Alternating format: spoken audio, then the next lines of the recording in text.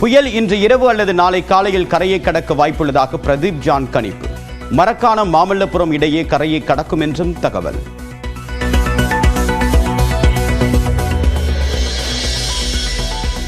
புயல் தாமதமாவதால் சென்னை உள்ளிட்ட மாவட்டங்களில் கனமழை அதிகரிக்கும். சென்னை மற்றும் அதன் அண்டை மாவட்டங்களில் காலை 8:30 மணி வரை மழை இருக்கும் என்று பிரதீப் ஜான் கணிப்பு.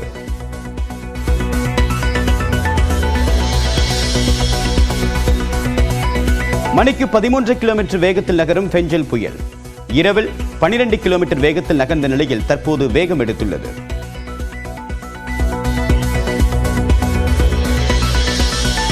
சென்னையிலிருந்து 140 கிலோமீட்டர் தூரத்தில் நிலை கொண்டுள்ள புயல் காரைக்கால் மகாபலிபுரம் இடையே தான் கடக்கும் என்று மீண்டும் உறுதி செய்த இந்திய வானிலை ஆய்வு மையம்.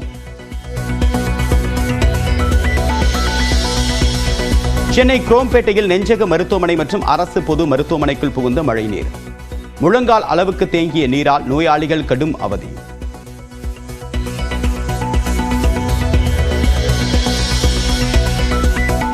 திருவள்ளூர் மாவட்டம் கனமழையின் காரணமாக பழவேற்காடு ஏரி நகரில் அடித்து செல்லப்பட்ட கட்டுமரங்கள், வலைகள், என்ஜின்களும் சேதம் என்று மீனவர்கள் கவலை. புயல் எச்சரிக்கையால் சென்னை புதுச்சேரி இடையே குறைந்த வாகன போக்குவரத்து. அரசு பேருந்துகள் தவிர்த்து ஒரு சில வாகனங்களே இயக்கம்.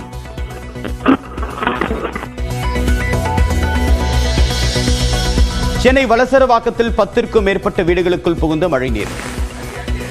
உடைமைகள் சேதமடைந்ததால் மக்கள் தவிப்பு.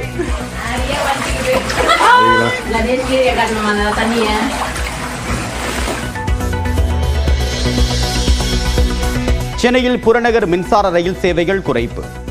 தொடர்ந்து கனமழை பெய்து வருவதால் பயணிகளின் பாதுகாப்பு கருதி நடவடிக்கை.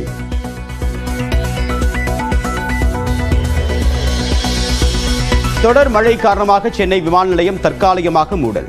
மாலை 7 மணி வரை எந்த விமானமும் இயக்கப்படாது என்று விமான நிலைய அதிகாரிகள் தகவல்.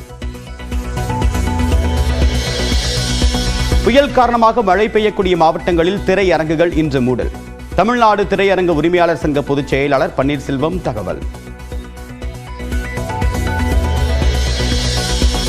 சென்னை பெருங்குடி OMR சாலையில் தேங்கிய மழைநீர். மெட்ரோ பணியால் வடியாத நிலையில் தத்தளித்தபடி செல்லக்கூடிய வாகனங்கள்.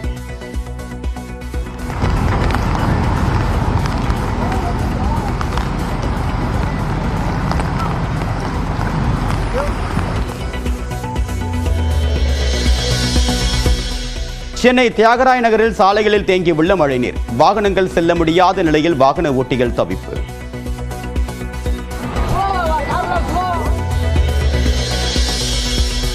சென்னை எழிலகத்தில் உள்ள மாநில பேரிடர் கட்டுப்பாட்டு அறையில் முதலமைச்சர் மு க ஸ்டாலின் ஆய்வு.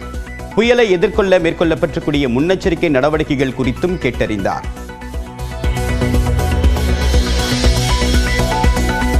மழையால் பாதிக்கப்பட்ட பகுதிகளில் வீடுகளுக்கே சென்று உணவு விநியோகிக்க தயார். அமைச்சர் KKSSR ராமச்சந்திரன் பேட்டி.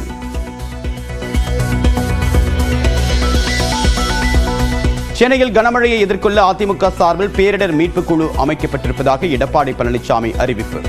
தன்னார்வலர்களை தொடர்பு கொண்டு உதவிகளை பெறலாம் என்று மக்களுக்கு வேண்டுகோள்.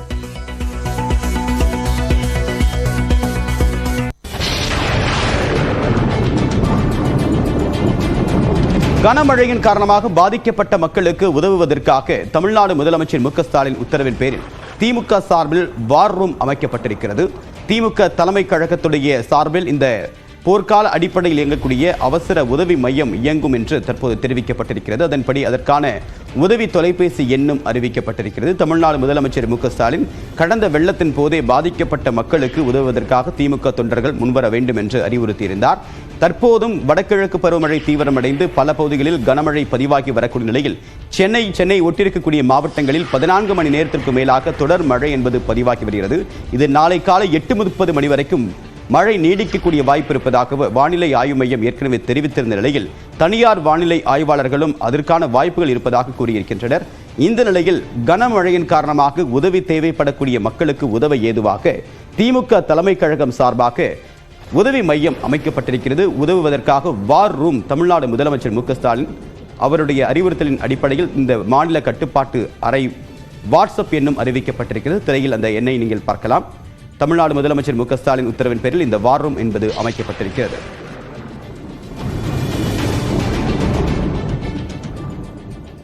தொடர் மழையின் காரணமாக பழவேற்காடு ஏரிக்கரையில் நிறுத்தி வைக்கப்பட்டிருந்த 5 படகுகள் மூழ்கியுள்ளன.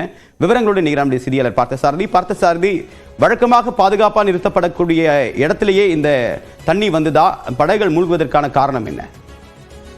அதாவது தேவப்பிரியன், பழவேற்காடு பகுதியில் வங்கக்கடல் பெங்கால் புயல் 13 கிலோமீட்டர் வேகம் எடுத்துள்ள நிலையில் அதிக அளவு காற்றுடன் மழை பெய்வானது அங்கு உள்ளது. தொடர்ந்து மீனவர்களுக்கு ஏற்கனவே எச்சரிக்கை விடுத்துள்ள நிலையில் அங்கு மீனவர்கள் பாதுகாப்பாக கடற்கரைகளில் தங்களது படகுகளை நிறுத்தி அதை கயிறு போட்டு கட்டி வைத்திருந்தனர். இந்த நிலையில் காற்று வேகம் அதிகமாக இருந்ததால் ஜமீனாபாத் பகுதியில் பாதுகாப்பாக நிறுத்தி வைக்கப்பட்டிருந்த படகுகள் 5 படகுகள் அடித்து செல்லப்பட்டு தண்ணீரில் மூழ்கின. இதை மீட்பதற்கு அங்குள்ள மீனவர்கள், இளைஞர்கள் கடும் போராட்டத்திற்கு ஆளாயினர்.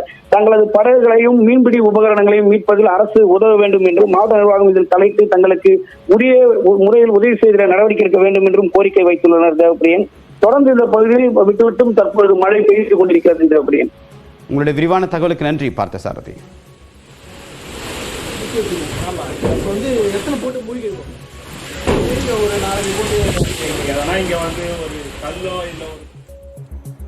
கனமழை காரணமாக சென்னை வலசரவாக்கத்தில் 10க்கும் மேற்பட்ட வீடுகளுக்குள் மழைநீர் புகுந்திருக்கிறது. விவரங்களுடைய நிகரான செய்தியாளர் சோமசுந்தரம், விவரம் என்ன? எந்த அளவுக்கு பாதிப்பு இருக்கு? உதவி அரசு தரப்பு ஏதாவது உதவி உடனடியாக தேவைப்படுதா? வணக்கம் தேவப்பிரியன். கனமழை மற்றும் புயல் காரணமாக சென்னை போரூர் பகுதியில் 100க்கும் மேற்பட்ட வீடுகளில் மழைநீர் புகுந்துள்ளது. குறிப்பாக போரூர் ராஜகோபால் தெரு பகுதிகளில் வீடுகளுக்குள் புகுந்த மழைநீரால் மக்கள் கடும் அவதிக்கு உள்ளாகியுள்ளனர். மேலும் அந்த மழைநீர் வெளியேறி செல்லக்கூடிய பைப்பில் உடைப்பு ஏற்பட்டுள்ள காரணத்தாலும் தற்பொழுது அதனால் மழைநீர் வெளியேற முடியாமல் இந்த பகுதியில் மழைநீர் தேங்கி நிற்கக்கூடிய காட்சி நம்மால் காண முடிகிறது. மேலும் சம்பவம் அறிந்து சம்பவ இடத்திற்கு வந்த மதுரவாயல் சட்டமன்ற தொகுதி காரப்பாக்கம், அதாவது எம்எல்ஏ காரப்பாக்கம் கணபதி, மாநகராட்சி ஊழியர்களை உங்களுடைய விரிவான தகவலுக்கு நன்றி சோமசுந்தரம். புதுச்சேரியில் மீண்டும் கனமழை பெய்ய தொடங்கியிருக்கிறது. விவரங்களுடைய நிகரான செய்தியாளர் இளவமதன், தற்போது புதுச்சேரியில் நிலவரம் என்ன? எந்த அளவு கனமழை பதிவாகியிருக்கு? இந்த பகுதியிலாவது உடனடி உதவி தேவைப்படுதா? தேவா, கடந்த 4 நாட்களாக எந்த ஒரு மழையும் காற்று பெரிய அளவுல இல்லாத நிலையில் காலை 8 மணி முதல் லேசான மழை பெய்து வந்தது. தற்பொழுது ஒரு அரை மணி நேரமாக கனமழை பெய்து வருகிறது. குறிப்பாக விமான நிலையம், கடற்கரை சாலை, உப்பளம், துறைமுக பகுதி மற்றும் முதலியார்பேட்டை, தவளக்கும் போன்ற பகுதிகளில் தொடர் மழை கனமழையாக பெய்து வருகிறது. இதனால் சாலைகளில் மழைநீர் ஓடுவதை பார்க்க முடிகிறது. அதே நேரத்தில் ஏற்கனவே மழை காரணமாகவும் புயல் காரணமாகவும் பொதுமக்கள் தேவையில்லாமல் வெளியே வர வேண்டாம் என்று அரசு அறிவுறுத்தியதன் காரணமாக பொதுமக்களின் பெருமளவிலான நடமாட்டம் எதுவும் இல்லை. இதனால் பல இடங்களில் சாலைகள் வெறிச்சோடி காணப்படுகிறது. அதே நேரத்தில் முதலமைச்சர் ரங்கசாமி நேரடியாக